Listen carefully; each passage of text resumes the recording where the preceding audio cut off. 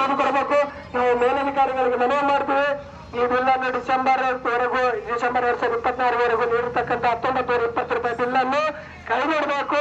ಈ ಜನವರಿ 2025 ತಾವೇನು ಯಥಾಸ್ಥಿತಿ ಮೀಟರ್ ರೀಡಿಂಗ್ ಪ್ರಕಾರ ನೀಡುತ್ತಿದ್ದೀರಿ, ಆ ಬಿಲ್ಲನ್ನು ಅದೇ ಬಿಲ್ಲಿನಂತೆ ಎಲ್ಲರಿಗೂ ಕೂಡ ಪಾವತಿ ಮಾಡಕ್ಕೆ ಅನುಕೂಲ ಮಾಡಿಕೊಡಬೇಕು. ಮತ್ತ ಈವರೆಗೆ 1920 ರೂಪಾಯಿಯನ್ನು ಕಟ್ಟಿರ್ತಕ್ಕಂಥ ಕೆಲ ಜನಗಳಿದ್ದಾರೆ. ಆ ಬಿಲ್ಲನ್ನು ಈ ಮುಂಬರುವ ರೀಡಿಂಗ್ ಪ್ರಕಾರವಾಗಿ ಬಿಲ್ಲನ್ನು ನೋಡ್ತೀರಿ, ಅದನ್ನು ಕಡಿತಗೊಳಿಸಬೇಕು. ಮತ್ತು ನೇರ ನಗದು ಈ ಒಂದು ಡಿಜಿಟಲೀಕರಣ ಆಗಿರ್ತಕ್ಕಂಥದ್ದು ಏನಿದೆ, ಈಗ ನಾವು ಗ್ಯಾಸ್ ಬಿಲ್ ಅನ್ನು ತಗೊಳ್ತೇವೆ, ಕರೆಂಟ್ ಬಿಲ್ ಅನ್ನು ಕಟ್ಬೇಕು ಫೋನ್ ಪೇ ಮುಖಾಂತರ, ಆ ರೀತಿ ಮಾಡಬೇಕು. ಈಗ ನಾವು ಬಂದು ನೇರವಾಗಿ ಪಾವತಿ ಮಾಡೋ ಅವಶ್ಯಕತೆ ಏನದ? ಇದು ಕರ್ನಾಟಕ ನಗರ ನೀತಿ ಒಳಚರಂಡಿ ಮಂಡಳಿಯಿಂದ ಆಗಿರ್ತಕ್ಕಂಥದ್ದು. ನೇರವಾಗಿ ಸರ್ಕಾರದ ಖಾತೆಗೆ ಹೋಗ್ಲಿ, ತಾವು ಮ್ಯಾನುವಲ್ ಆಗಿ ಯಾಕೆ ಕಟ್ಸ್ಕೊಳ್ತೀರಿ? ನೀರಿನ ಬಿಲ್ ಬೇರೆ ಕಡೆಗೆ ಹೆಂಗದ ಅದೇ ರೀತಿ ಒಳಗೆ ಮಾಡ್ರಲ್ಲ, ಯಾಕೆ ಇದು ಮಾಡ್ತೀರಿ? ಆ ರೀತಿ ಮಾಡೋದ್ರಿಂದ ಯಾವ ಜನಗಳಿಗೂ ಆ ಇಲಾಖೆಗಳಿಗೆ ಅದಕ್ಕೆ ಅಲ್ಲಿದಾರ್ಬೇಕಂತ ಕೆಲಸ ಇರೋದಿಲ್ಲ.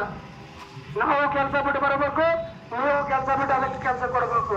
ಇರೋ ಕೆಲಸಗಳನ್ನೇ ನೀಟಾಗಿ ಆಗ್ತಿಲ್ಲ. ಮುನ್ಸಿಪಾಲಿಟಿ ಕಸ ತೊಟ್ಟಿ ಅಂತಾರೆ, ಆ ಮಟ್ಟಿಗೆ ನಮ್ಮ ಇಲಾಖೆ ಹೋಗ್ಯದ. ನಾವೆಲ್ಲ ಸಾರ್ವಜನಿಕರು ಸೇರಿ ದಿನ ಓದಾಡ್ತೀವಿ. ಮುನ್ಸಿಪಾಲಿಟಿಗೆ ನಾವು ನಾರ್ಮಲ್ ಬಾರ್ ನಂಬರ್ 3 ಮಾಡ್ಬೇಕಂದ್ರೆ ಕುತ್ತಿಗೆ ಬಿದ್ದವಾಗಿರುತ್ತೆ. ನಾವು ಮಧ್ಯವರ್ತಿ ಕೇಳಬೇಕು. ನಾವು ಆ ಪ್ರಸಂಗ ಬಂದೋದಿಗಲ್ಲ. ಇದೊಂದು ಆದ್ಮೇಲೆ ಮಾಡ್ಕೊಂತೀರಿ ನಿಮ್ಮ ಇಲಾಖೆಯನ್ನು. ಸುಮ್ಮನೆ ಇದಕ್ಕಾಗಿ ನಾವು ಬರಬೇಕು, ನೀರಿನ ಬಿಲ್ ಕಟ್ಟಬೇಕು ಸರ್, ನಿಮ್ಮಿಂದ ಅವಶ್ಯಕತೆ ಏನದ? ಎಲ್ಲ ನೀವು ಡಿಜಿಟಲೀಕರಣ ಮಾಡ್ತೀರಲ್ಲ, ಅವರೆಲ್ಲ ಯಾರು ದುಡ್ಡು ಕಟ್ಕೊಳ್ತೀರ? ಇದನ್ನು ನಾವು ಖಂಡಿಸಿ ಈ ಒಂದು ಡಿಸಿ ಅವರಿಗೆ ಬರೆದಿರ್ತಕ್ಕಂಥ ಮನವಿ ಪತ್ರವನ್ನು ನಮ್ಮ ತಾಲೂಕಿನ ಗೌರವಾನ್ವಿತ ತಹಸೀಲ್ದಾರ್ ಅವರಿಗೆ ನೀಡುತ್ತಾ ಮನವಿ ಮಾಡ್ತೇವೆ.